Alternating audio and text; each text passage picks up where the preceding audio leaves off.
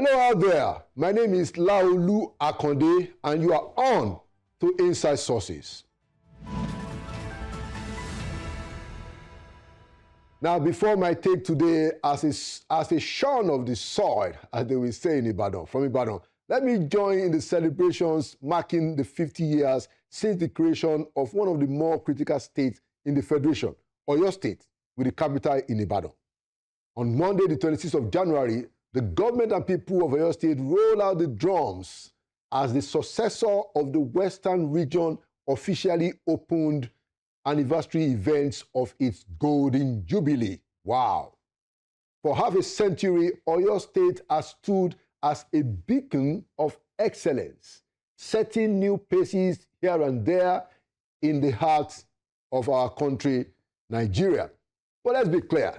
The history that the people of Oyo State celebrate today isn't just 50 years. It is an inheritance that derived from a millennium of sophisticated leadership and ancient empires that up until now defines the Yoruba race itself. And for good measure, it's the people of Ibadan, descendants themselves of the old Oyo Empire, who saved the Yoruba people from the Fulani Jihad in 1840. Right there at Osogbo is the people of Ibadan from Oyo State. And so the people of Oyo State have always been an independent-minded people, spirited pioneers with an eye great on legacies.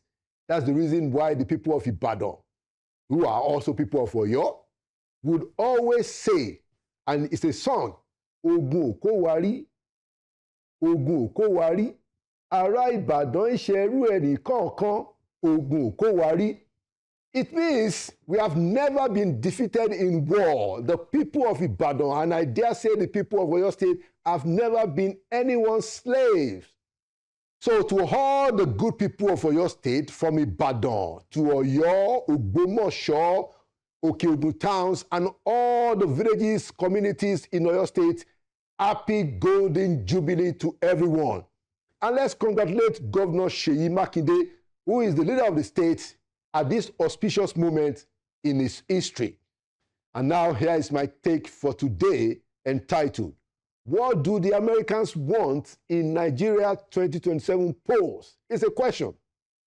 On the strength and activities of some Nigerians based in the United States and important members of the American Congress, Nigeria may witness next year something that is close to the repeat of the United States coded influence in the 2015 presidential polls in Nigeria.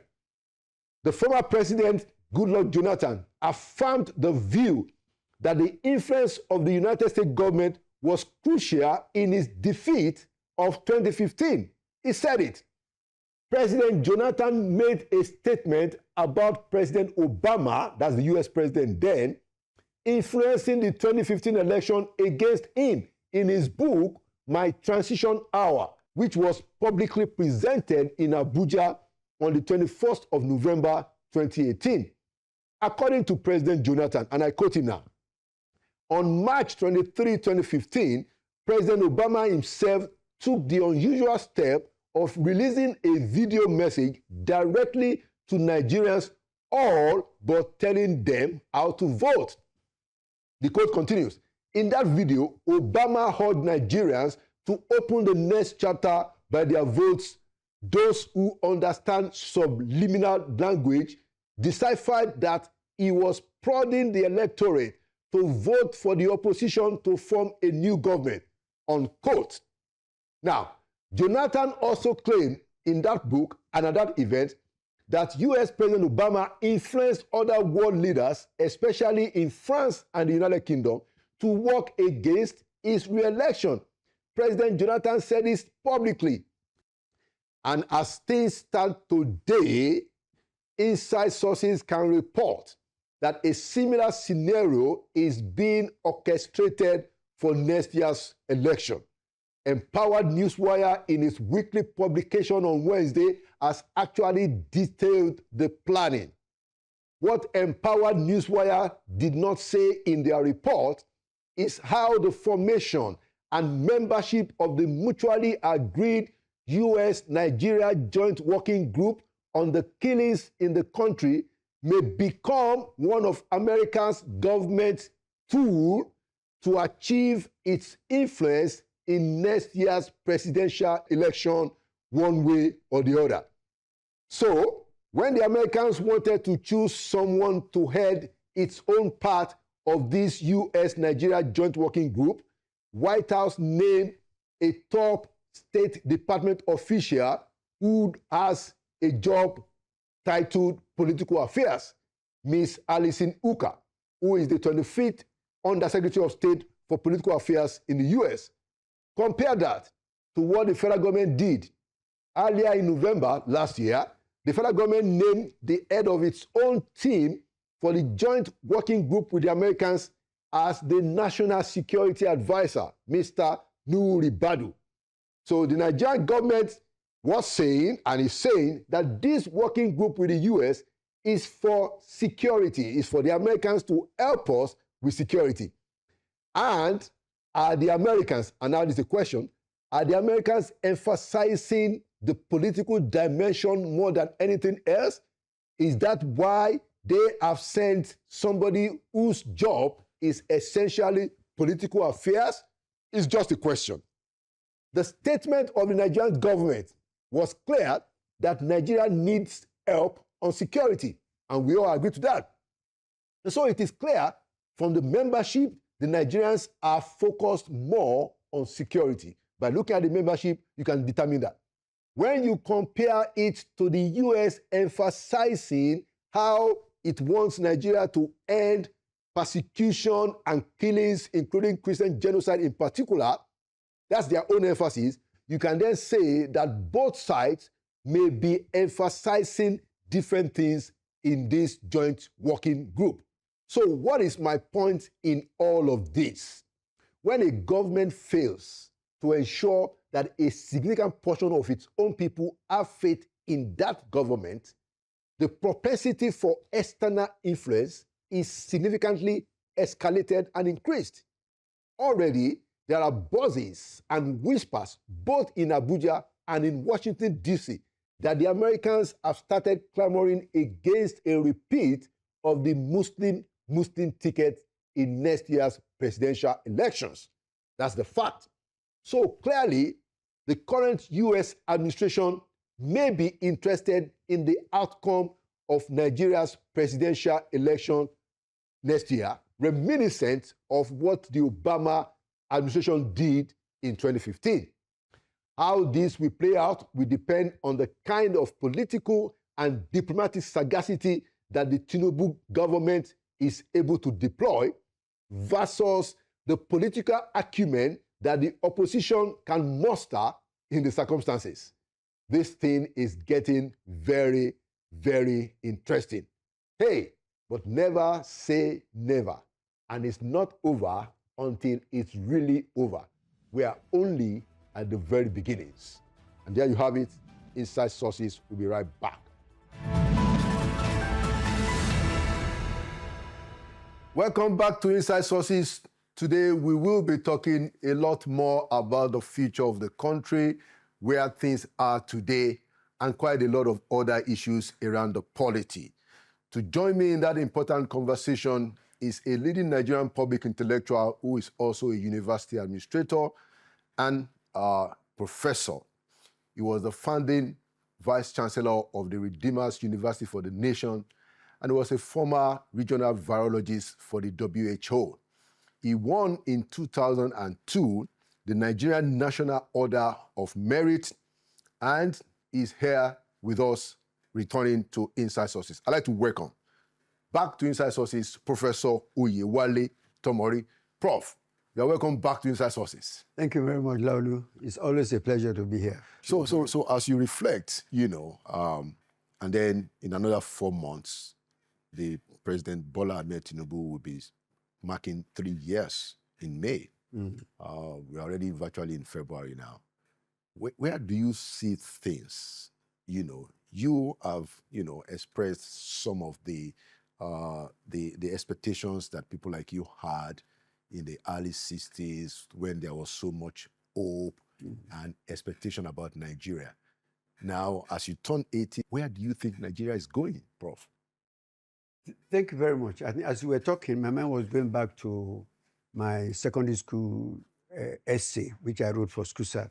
And the topic was my country in 20 years' time. When was that? That was in 1962. Oh, wow. And so I'd hoped by 1982, I was going to be living in a country, where things were what they should be. Unfortunately, we are where we should not be. Even at that time, what we were then, I don't think Nigeria has even reached that level. I think we've gone back because of all the problems that came almost 2 years after we wrote that essay.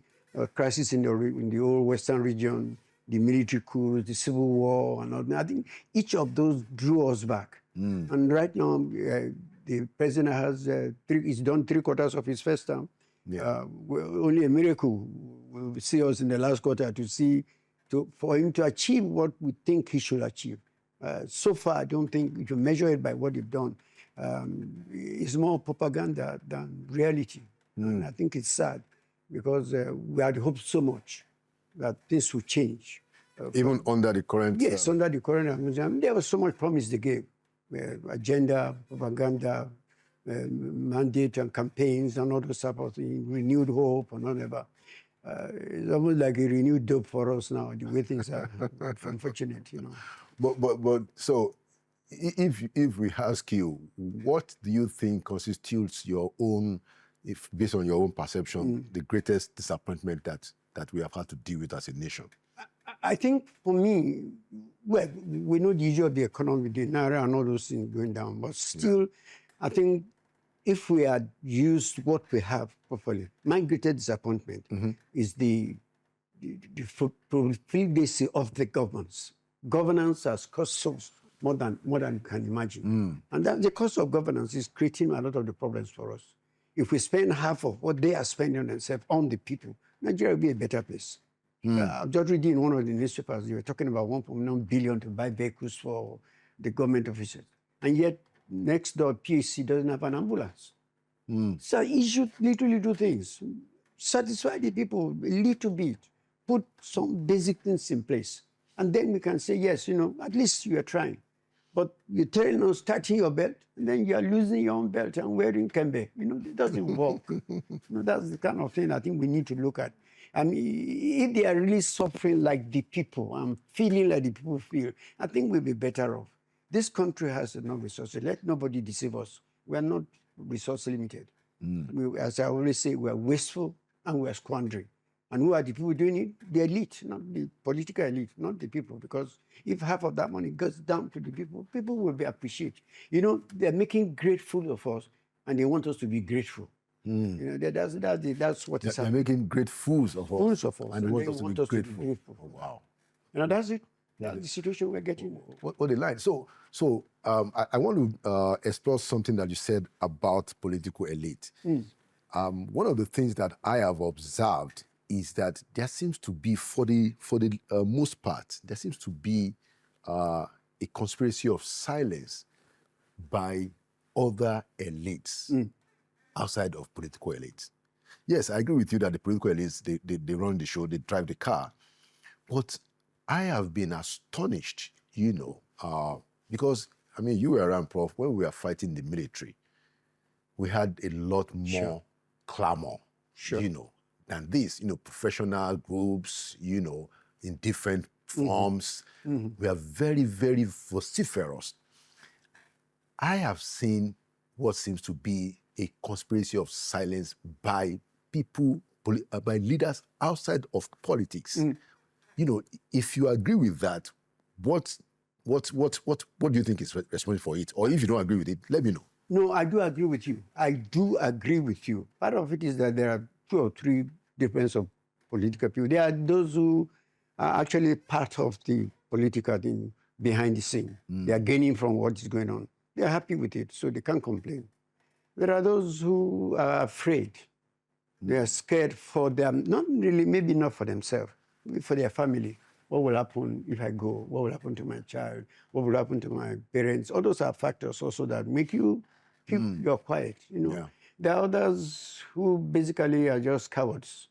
I mean, there's nothing you do. They're too scared, for whatever it is. And majority of us in this country, we live by, we worry too much about what are people going to say about me. Are you the only one there? There are others too, that kind of thing. Right. And once we read that, and there are a lot of good things in our culture, but there are parts of it that make us what we are, subservient and permanently in a position of which we find ourselves. And like I was mentioning, there are countries too are suffering. But the time came, they woke up. Bangladesh drove their president out. A few or two other people did that, things like that. So why not? We can. We are divided by so many other things. There's the tribe thing, there's the religion thing, all sorts of that, And that's why we cannot speak with a voice. Okay. I mean, so I wanted to get that one out of the road. And then let's look at the narrative of the president. For instance, he says that, look, subsidy has been removed. There's now a lot more money in the hands of government. And in the federal allocation, there has been a significant raise in what the governors take. And I think that statement is factual. No argument about it. Now, so, and he argues then, the president says that, look, governors have to take care of stuff. Now the governors come back and say, oh, well, yes, there's more money, but inflation has ridden into it, and then all kinds of excuses. I want to ask you, how do you balance that issue? Do you think that we are not paying enough attention to what those governors are doing? Are we all too focused on the center? Two things. I mean, again, let's look at it. First of all, the governor side. They obviously have no excuse for what they're doing.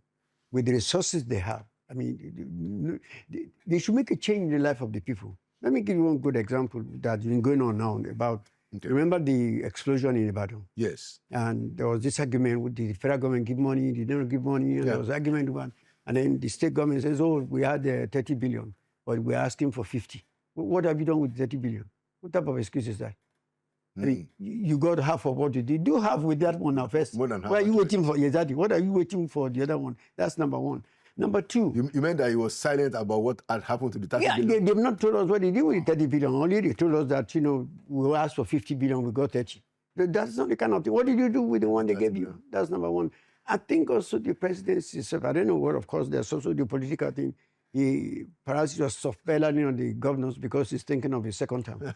I mean, let's be frank. Yeah. If I give money, I expect you to accountability to answer me for what you are doing. It's not for him to sit down there and say, I give you money, what? Go ask your governor. Should you were the one who gave the money. Go and ask what you have done with the money I give you. Why are you pushing that on me to force my government? Yet we should tell our government. But for the man who gave the money, should be telling the government, if you don't give me, I'm not giving you the next batch. Well, they will say that they are entitled to the money. Yeah, entitlement, what have you done? Not doing them any good. What have you done with the entitlement? That's where we should be looking at. It's not whether you're entitled. They give you a good position to help the people. Yeah. And you're not helping the people, then you don't deserve the entitlement. Yeah. And that's my own attitude to it. Yeah, and I agree with that, the president has a bully pulpit that he can use. And if you look at him very well, when he was pushing the tax reform, and we're going to talk about that very briefly, when he was very bullish about it. The National Economic Council, in an unprecedented resolution, asked the president, say, look, pull out those bills and let's negotiate. I mean, I wouldn't have expected that the National Economic Council, chaired by the vice president, the deputy to the president, will be able to do that. I was in that council, sitting there for 8 years. So, and I knew, how we try to, just get things done behind the scene. But in an unprecedented show of, look, we don't want this thing to go on like this, the governor said, no, Mr. President, put it back. But the president, in a show of his authority, which, by the way, I supported at that point, because I thought, hey, look, let's just do this before we're going to do it. The president said, I am not removing the stuff. Let us go and have the consultation in the National Assembly. My point, Prof, is that he was bullish about it. He was bullish. There was no time for, for platitudes, of pleasantries, or luxuries, and he had his way. Ultimately, he had his way. Now, why he has not done that in the area, for instance, of state police and few other things is what strikes me that, I mean, so the president tells us that, oh, look, go and ask them. Just like you said, you can also use the pulpit and go after them. What's your take, Prof?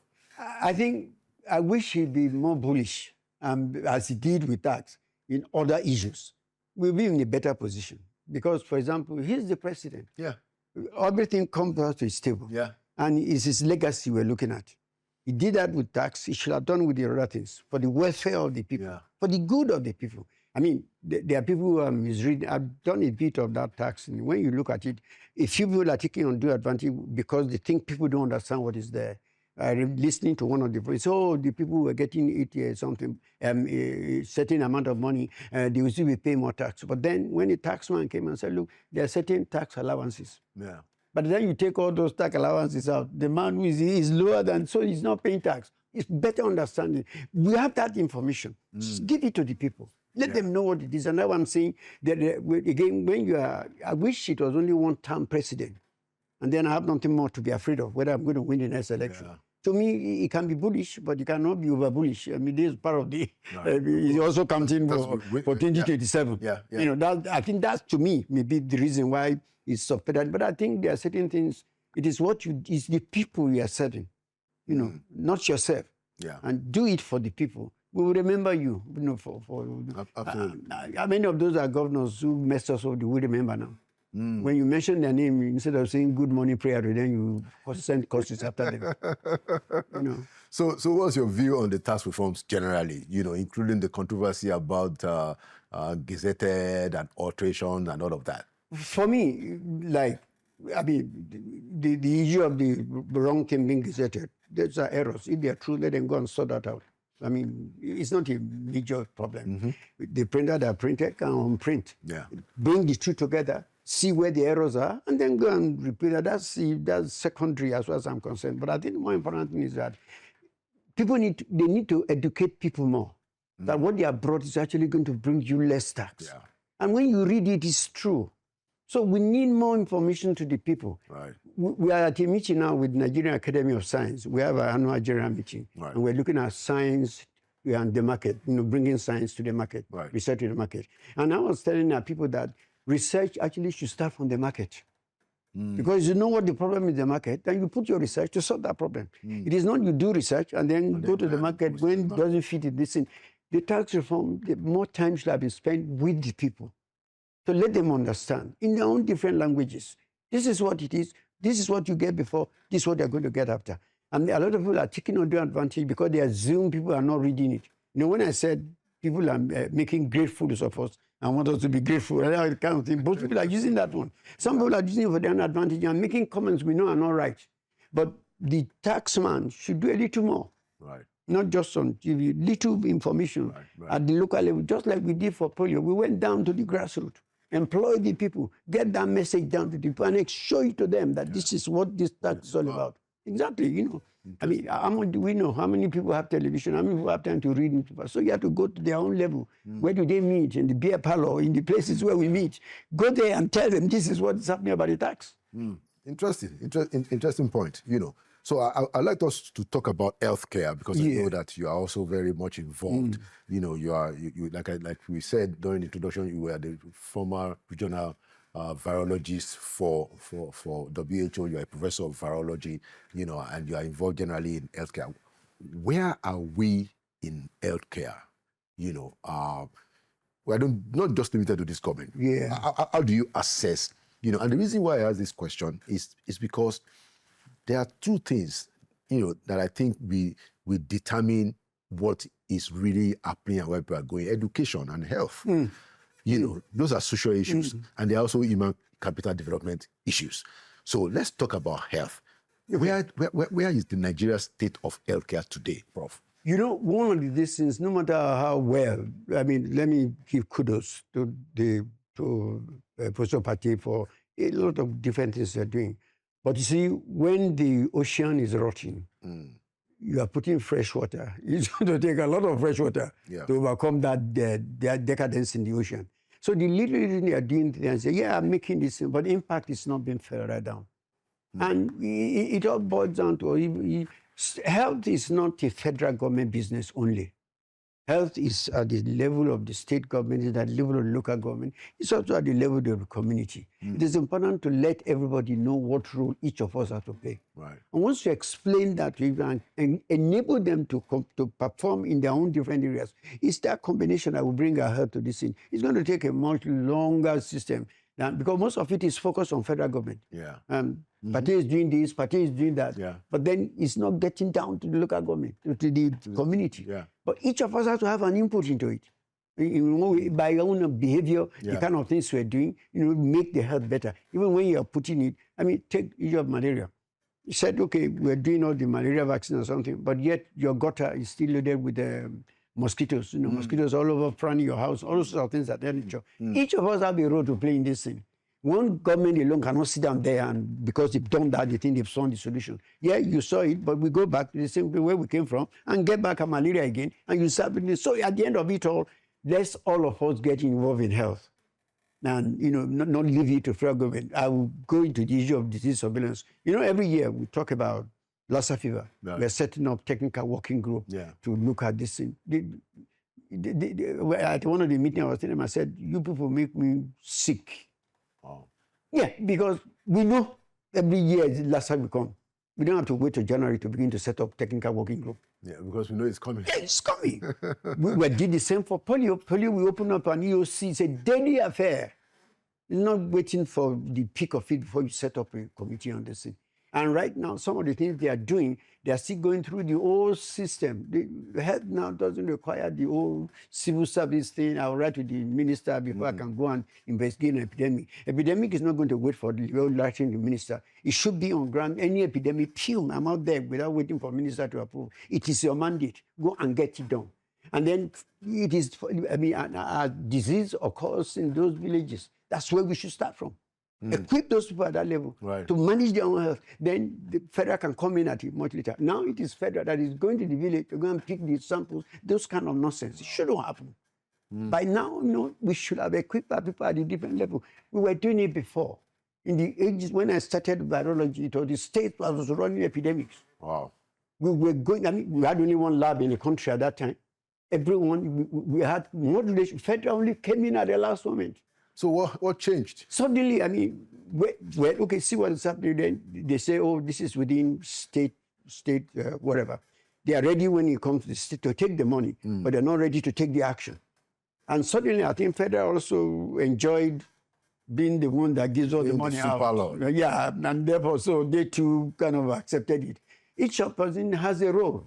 Go back and do your role. And that's the kind, but we're not doing that now. So the federal can continue to do all the inputs. States are not talking, local government are not talking. It's like a drop in the ocean of decadence. Wow, interesting. Now, I have an idea about, an effective national health insurance policy where the federal government contributes and individuals who are able to contribute, private institutions who are able to contribute, and where those Nigerians who don't have the resources can get decent healthcare, decent treatment. Do you think it is possible? Because that has not really happened. The Professor Patel is doing quite a lot of things, but one of my own critical observation is that we have a report of a national healthcare, privatization of the, insurance in such a way that government contributes, and majority of Nigerians who can afford it they will be able to access it, even though, they can't pay. Because government will pay, private sector will pay, individuals who are able to pay. Something like what is happening in the United States. Yeah. But the minister hasn't considered that as a priority. What's your own view in terms of, and you have spoken now today about the fact that these things don't go down. Is there a better model? Even with the U.S. model, there's still a problem. Yeah, of course. With all the bills and things they're doing over there, one has to also be very careful when it gets to the hands of the private sector. The people who can afford will still not be able to afford it. And a lot of poor people in America, even though they have insurance, there are only certain things they can do with it. I think at the end of it all, it will be what federal government is doing can only cater for its own staff, federal ministry staff or something. State government should be involved in that. So we're breaking it down. So they take care for their own staff. Yes, exactly. What about the mass of the local people? government? Now, it becomes, when you make it a private invest, the government has to invest in that. Yes. Government has to invest. Government still has to invest, yeah. Into that and make it a lucrative thing for some of the people. Without government investment, but limiting it to just the ministry staff or government staff, it takes out 90% of the people. Yeah. So there must have to be other anywhere. involvement. Yeah. Encouraging other people in the private sector to get involved in this. All the HMOs and things that we have in America, or something, a lot of it is also from private individuals. So we need to get both the private and the government. Government can sort it out. They are catering for their own people. Yeah. But how many people are government's people? Very, very. Yeah, so these are the issue. These are the areas where now we need to bring the health insurance in. But there are so many things concerned with the health insurance that I think we need to sit down. And it also comes down to the fact that how do we explain to the people? Look at the attitude to insurance, even for cars. Yeah. I mean, we have a very poor insurance. Exactly. So we need just like people don't want to pay tax. Yeah, exactly. The same thing. I mean, if everybody is going to third party because the law is against that kind of thing. But basically, I think we need to. It's a holistic thing. What are the advantages of being involved in health insurance? What are the disadvantages? What are you going to pay for it? I don't think we explain enough to our people. We just assume, put the rule down, go ahead and do it without getting our people involved. And I started by saying research starts from the market. Yeah. We are doing research to improve the market, but actually your origins just start with the market. What is the problem in the market that I want to research on? If I sit down in my lab and research or whatever, it doesn't read the market, it's of no use to them. Yeah. I must understand what is there before I say, okay, how can I improve with my research? And so when I bring it, people are aware. Because that was the solution of the problem you told me initially. Interesting. So as I begin to wrap up, I want you to also talk about medical malpractice. We had a very sad case. I mean, even before this particular one, we know that quite a bit of medical malpractice is going on in the country. There doesn't seem to be a systemic way of trying to undo it. At least we don't know. Chimamanda Adichie, our award-winning global sister, lost her son, I think 22 months old. It's unfortunate. Kanu. And she made a very passionate and quite heart-rendering tweet to explain the circumstances that this was just a regular, normal procedure that ended up, killing her son. Then there's this case of this woman, Aishatu Umar, in a Lagos hospital, who was, undergone had an operation, and they left surgical scissors in, I think she died also. So what's your own take about this medical malpractice, and how can we make people in the medical profession to be more responsible? What's your own experience? What do you know? The information we have is what we hear. But we do know individual people have had problems of negligence. When we talk about malpractice or negligence in this thing, you have to take the whole health system. Yeah. It starts from the laboratory. You make a mistake in your diagnosis, it's going to affect people all the way. Even coming in for admission in the hospital, all those things are the malpractice. It commonly is only when the people die, or maybe an important person get know that you ever know about it. There are thousands and many cases that are going on, which are never reported. We need to begin to talk.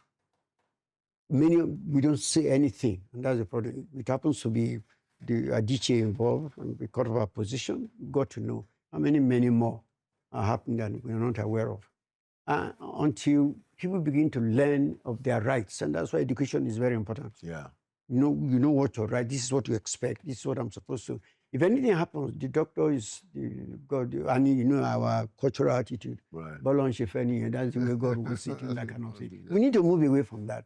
Get our people educated to even begin to report. Take the issue of vaccination, for example. There are many people with adverse effects. It is not to frighten us away from vaccination. Yeah. Every life is a balance. There will be pluses, there will be minuses. But we need to report that so that we know how to do it better. Yeah. And issues like this that occur, quick investigation and proper sanction will stop it. But having said that, you take also the environment where you are. There's malpractice in the US with all the facilities they have. So you can imagine it's going to be worse here. you are working, like they said, you're working and power goes off. Those are kind of things. The enabling environment for good practice is not there. And we need, so when we're looking at the end result, we should see the beginning. Process, yeah. So if you don't improve those things, if your hospital was not, if these doctors are on strike because they're not paying their salary, of course that you get at the end of it all. And like I said, it just happened that this one came up to the news. Right. There are 1,001 cases going on which we don't know. Wow. Who are suffering wherever they are, and nobody talks because they don't even know it's their right to ask those questions. So I think at the bed of it all, I keep talking about educating our community, making them aware of what their rights are. Allowing them to speak their mind, say it and what it is. And the more of it people go to know. A lot of the doctors, they're under pressure with all this around. So the human errors and all that kind of thing. So all those are factors. How do we improve that? The other day I was talking about, people in diaspora, and we say, please come back to your country to do this. And I said, have you ever asked what drove them away in the first place? Has the situation improved? I mean, if I left because there was no, and the situation I was, am I going to come back? So we should start from where the problem is. We are attacking the problem diaspora from the top end when the problem is here. We should solve that problem at the beginning. Enabling our people. We have talented people all over this country. Absolutely. You leave this country, tomorrow you excel like this thing and see what is happening. But because the environment won't allow you to be that. And then you get there, you become an expert. And everybody says, Nigerians are doing wonders over there. Why are they doing wonders? They're the same Nigerians, they were trained in Ibadan, Unifair, all those places. But because that environment for them to do something, the things they are thinking of is not to improve, for just to survive, to be able to do something. That's the basic issue. And we need to address those foundational things. Yeah. We've neglected all those things for so long, and that's where we are. Interesting. I'd like to ask you finally about this federal government agreement with ASUU. With ASUU. It looks to me that, this is one credit that maybe we won't be able to deny the president, because the 2009 agreement, now ASUU has come out and said, okay, this matter has been settled, and we even hear that the professors are going to get about 40% increase in their salary. What's your take on that? I only wish that happened when I was a professor. but really, there are a few things they've done. I mean, no doubt about that. And we must point those out, just as you have pointed out. Yeah. The ASUU agreement is something, we never expected it. Yeah. Because, we had ministers before, who there with them and nothing happened. Yeah. But you see, there's always one good thing about life. When you do evil to your people, it catches up with you. I don't want to be pointing individually. I knew he was a minister then. I know where he is now under EFCC control. These are issues. Do the good thing. We remember you for the good things you've done. This one that is there, everybody's saying within this, they agree. But then there's also one thing. They've done this one, it's not left on our own side, the ASUU, to respond with responsibility of all this. There are a lot of nonsense going on in our universities. We use the excuse because of what the government has done. Government has moved in that way. We too should move forward. Very important point. Actually, that's where we need to come together.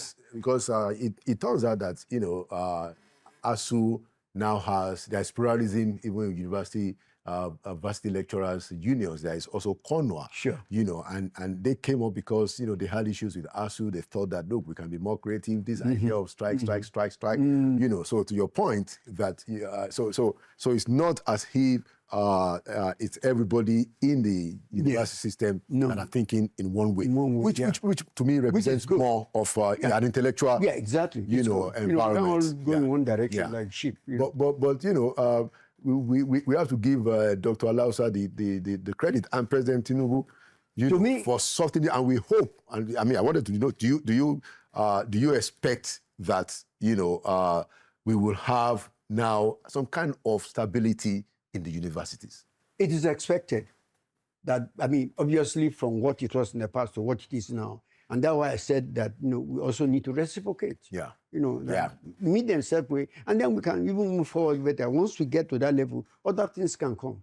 It is now in a position, as I said, really give commendation to this government. But it is a great thing they've done. And we need to move on from there. Absolutely. Thank you so much, Professor Oyewale Tomori. Thank you for your insight, and thank you for your forthright voice. And let me also say again, happy birthday in advance. You are looking very, very not 80. Thank you very much. Thank you so much. To God be the glory indeed. And thank you for coming to Inside Sources. My pleasure, always. Okay. Welcome back to Inside Sources. In this segment, we're going to have a discussion about the northern dynamic in Nigerian politics. You will recollect in our last edition, when we had a panel conversation, we talked about the dynamics of the North. And since this is an election year, we're possibly going to be talking about this a lot more. But today, I want to have a one-on-one conversation with Malam Baba Yusuf, a strategist, policy advisor, public intellectual, and group CEO of Global Investment and Trade Company, who comes from Kano. Malam, welcome back to Inside Sources. Thank you for having me yet again, Prof. All right, Always good to be here. Oh, thank you so much. So let's just get right to it. Can you define the northern dynamic in Nigeria's politics? There are a lot of things around the North. You know, there are questions of the number, there are questions of the ethnicity, religion, regional dimension, the core North and the North Central. You know, so there are many areas that we can go to. But I want you to define it. What do you mean when you talk about the northern dynamic in Nigerian politics? Thank you very much for having me, and thank you for speaking about this very important topic. Well, the northern dynamics, I think, since we are discussing this, is about power dynamics, basically.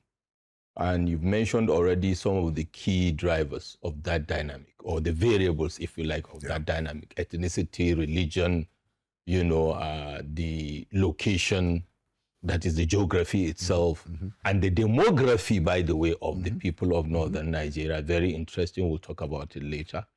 And the position of the North within the political calculus of Nigeria over time, right from pre-independence, post-independence, and coming down to the Fourth Republic. Right. And the role the North has been playing in general, and also when we compartmentalize the North, whether it is Northwest, Northeast, North Central, in the scheme of things, in terms of politics, in terms of governance. Right.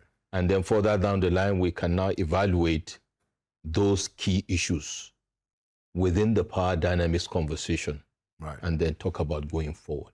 Okay, so let's take it from the point of view of the essence of politics, which is power. Yes. So if you look at Nigeria's history, I guess even up until probably the beginning of the Fourth Republic, there is we've had more presidents, you know, from the North. Yes. Clearly, the northern political elites, they have held sway in the country, you know, more than any other part of the country. That's correct. So will you say, or will you think that that leadership, you know, the fact that northern elites, political elites have held power, will you say that it has reflected significantly positively for the people of the North? Absolutely not. We have held sway directly and indirectly, covertly and overtly, both in the civilian dispensation or democratic dispensations and in the military juntas, including pre-independence.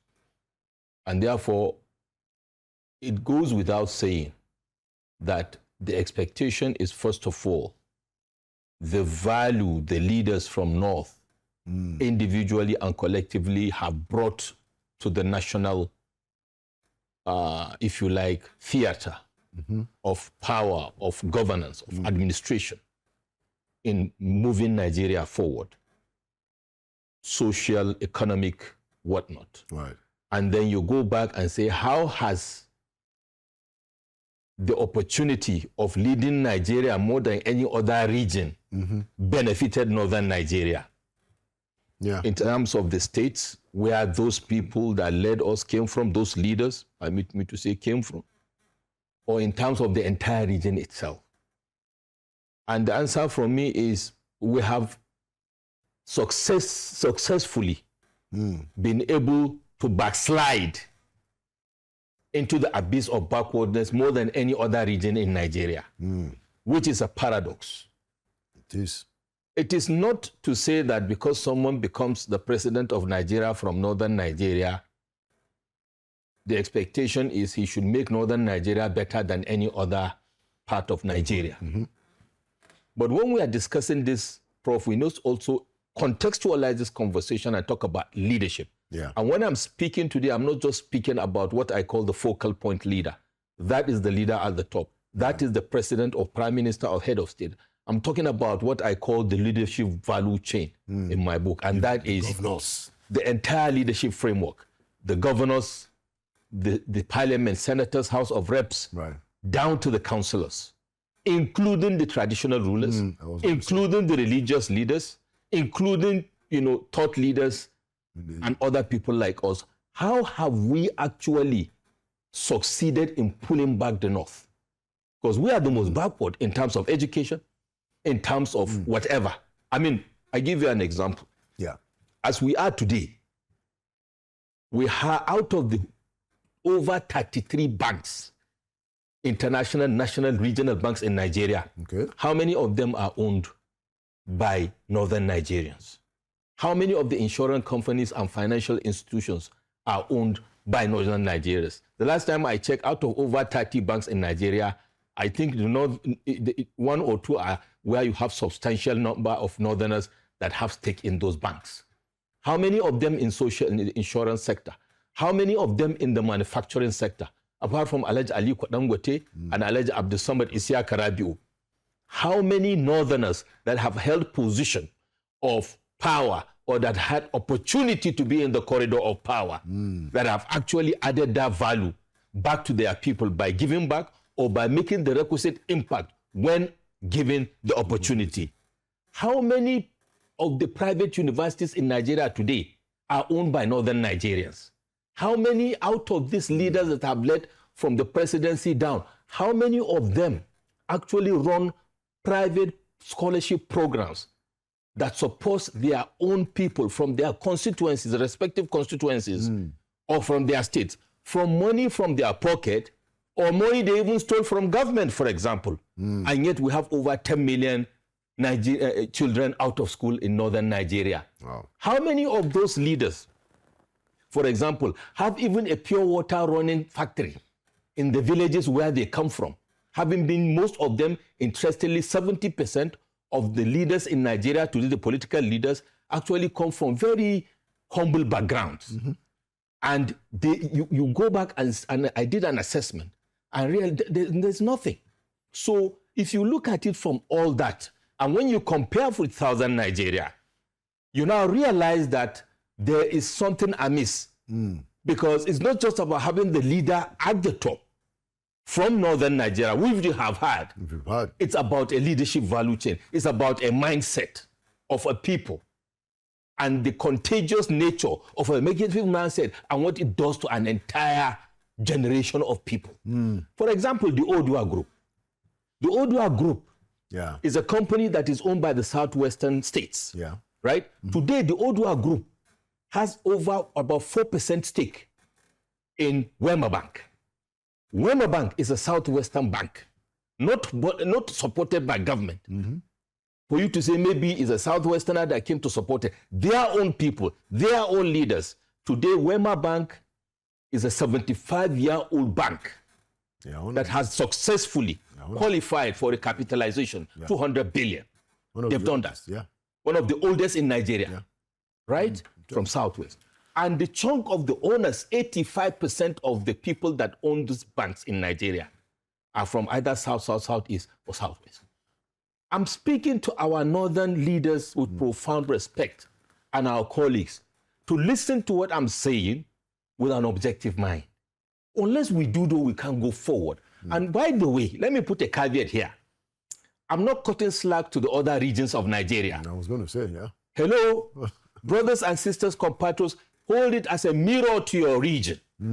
I'm re-echoing this because having had the opportunity, we should be better as Northern Nigeria.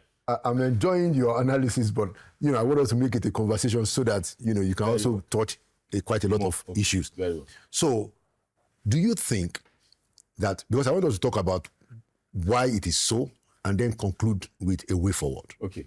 Now, do you think that religion, the way the religion is practiced, not the religion itself, but the way it is being practiced, and I'm just putting this out just to I want you to talk about the role of religion in where northern Nigeria is today.